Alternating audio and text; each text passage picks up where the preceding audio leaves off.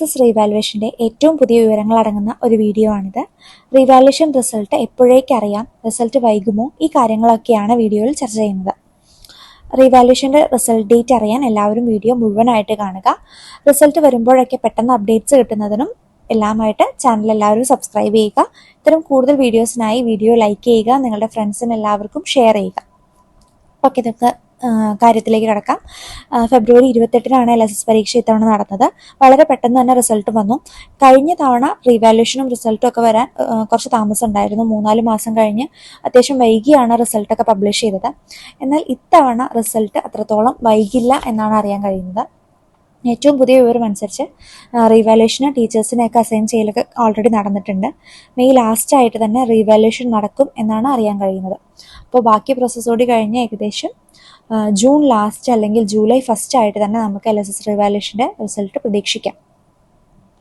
അപ്പോൾ LSS റീവാലുവേഷൻ്റെ result June last അല്ലെങ്കിൽ July first ആയിട്ട് തന്നെ റിസൾട്ട് നമുക്ക് പ്രതീക്ഷിക്കാം.